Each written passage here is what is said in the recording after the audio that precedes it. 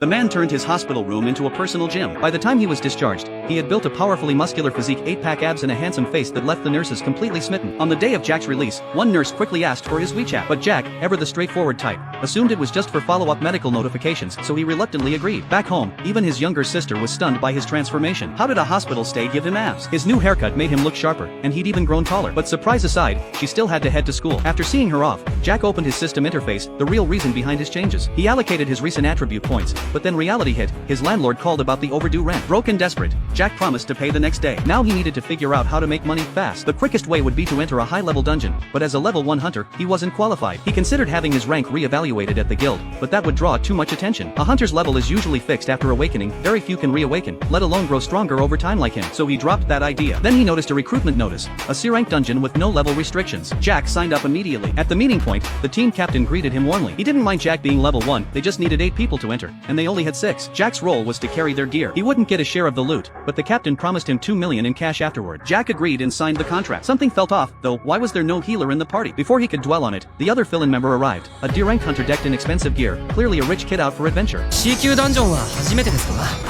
大丈夫。僕が守って差し上げます。 With the team now full, they entered the dungeon. They walked for a while without encountering any monsters. Just as they grew suspicious, Chen Xiaoyu heard something approaching. The sound grew louder, and he identified it as insect-type monsters. The captain ordered everyone into combat positions, but with tunnels everywhere, it was impossible to tell where the creatures would emerge. ついてくれ！人が来てんだよ！穴多すぎだろ！上だ！これが奴らの気を引く！はい！三島さん、僕のそばから離れないでください。 While the team fought, Jack and Luchenhao stayed safely in the back. The squad cooperated smoothly, each class playing its role perfectly, quickly suppressing the ant-like monsters. The mage charged up a high-level spell in the rear.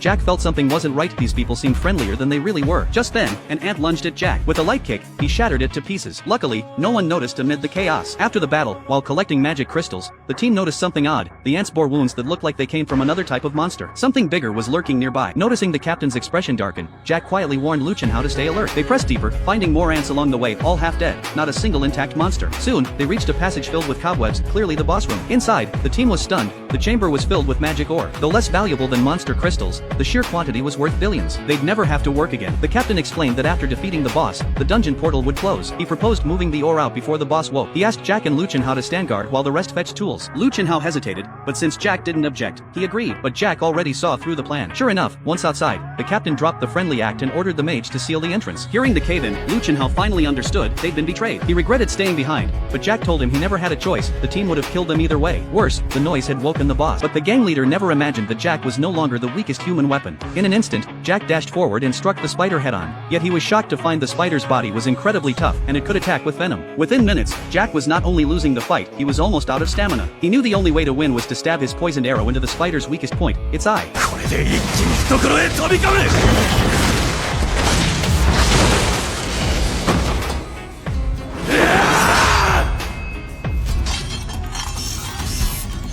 But by then, Jack was too exhausted to move. Suddenly, the spider lunged and sent him flying. He lay on the ground, unable to fight any longer. Just as the spider was about to deliver the final blow, Jack remembered he had a recovery skill. The next moment, he was fully healed. He seized the chance, leaped onto the spider's head, and drove the poisoned arrow deep into its eye. He didn't stop there, he followed up with a furious series of strikes. Watching this, Lu Chenghao grew terrified. Jack's speed and overwhelming power were far beyond what a level 1 hunter should possess. There could only be one explanation. Jack was a cheater, and most cheaters were sadistic killers who enjoyed slaughter. With the spider dead, Lu feared he would be next. He began frantically trying to please Jack. "Big brother, you must be tired, have some water. Please sit and rest, let me handle the work." Just then, the gang leader and his crew entered the chamber. They were stunned to see the boss had been defeated. Without a second thought, they assumed Lu Chenghao had done it. After all, his golden gear looked expensive and powerful. The gang leader then said to Kevin, "You're the son of a conglomerate. We don't want to kill you, but on one condition, you must kill Chang Xiaoyu and become our accomplice." Kevin froze for a moment, unsure what to do, but he quickly made up his mind. He raised his sword and stood firmly in front of Chang Xiaoyu. Seeing this, the gang leader said, "In that case, both of you will die." At that exact moment, the system issued an emergency quest. Eliminate everyone present who poses a threat to you. If you fail, your heart will stop. そうにしてんじゃねえよ！おら！